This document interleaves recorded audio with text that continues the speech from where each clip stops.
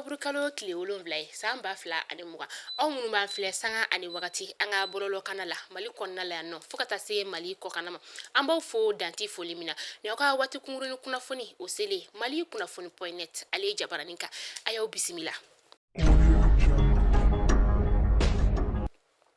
Kunnafoni ale dira kunu araba Octobre kalo tile 6 san 2020 lɛrɛ damadama kɔfɛ sa gouvernement ale sigili gouvernement min yɛrɛ sa ni a bɛna camacɛ fanga ni ka o latɛmɛ kunnafoni ye fɛn min sa o de ye CEDEAO jamana ma olu tun kelen no ka ɲangili min ta ka a dan an ka jamana kan u y'a yira k'a fɔ ko u ye ɲangili ni ka a bɛɛ lajɛlen ka a lawuli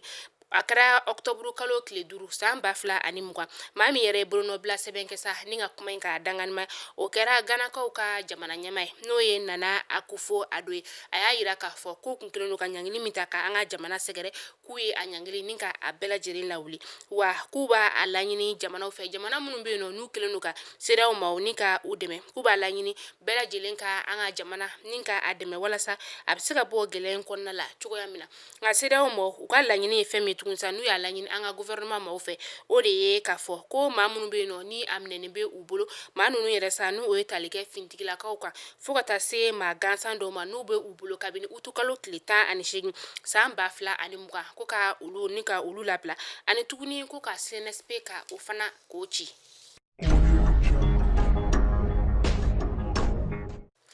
Mouvement M5 RFP maaw u y'a yira k'a fɔ ko u bɔra gouvernement sigi ale kalama gouvernement sigi min yɛrɛ kɛ n'a kɛra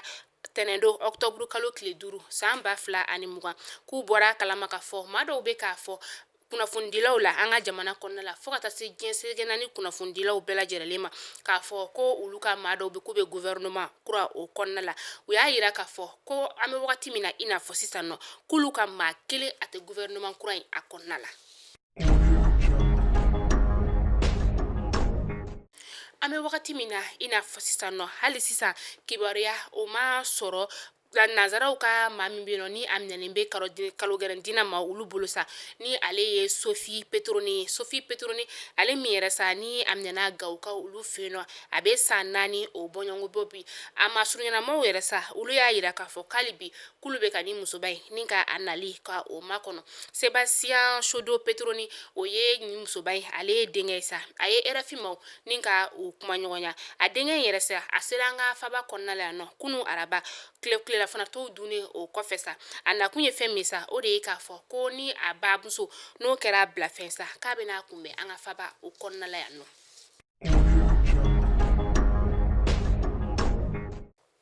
An bɛ taa kɔkan kibaru la an bɛ taa Moritanikaw olu fɛ yen nɔ Moritani dugu kɔnɔna la u ka maa 10 bɔɲɔgɔnko de bɛ yen nɔ minnu n'u bɔnɛna u ni na k'a sababuya kɛ fɛn min ye sa o de ye u ye bagansogo ni ka o dun bagan min ni a ye tali kɛ misi kan ka tila tuguni ka o nɔnɔ ni ka olu min sa bagan ninnu yɛrɛ sa u tun bananen don bana min yɛrɛ sa ni a kɛra sababu ye ni ka yɛlɛma maaw fɛ maa minnu n'u ye u sogo dun ani ka tila ka a nɔnɔ ni ka o min ni bagan bana in yɛrɛ sa a bɛ u ka dugu kɔnɔna la kabini Septembre kalo tile 15 san 2020.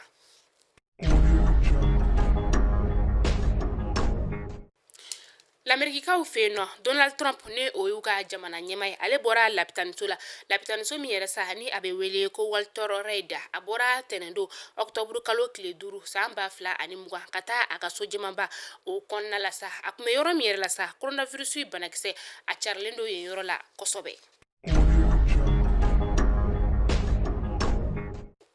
Ayiwa sa ni ne bɛ dansigi an ka bi kunnafoni la Mali kunnafoni.net ale ye jabaranin kan aw ni ce aw ka lajɛliko ɲuman na jan'o cɛ sa an b'a fɔ ɲɛna aw minnu b'an filɛ sanga ani wagati la a y'aw gɛlɛya cogo sugu bɛɛ la aw ka to ka an ka video ni ka emeli ye fɛn min sa o de ye k'a yira k'a fɔ k'an ka video k'a ka di aw ye ani ka tila tuguni ka abonné an ka page Facebook la ka tila tuguni ka abonné an ka page YouTube o fana kan sa aw k'an bɛn diɲɛ waati wɛrɛ.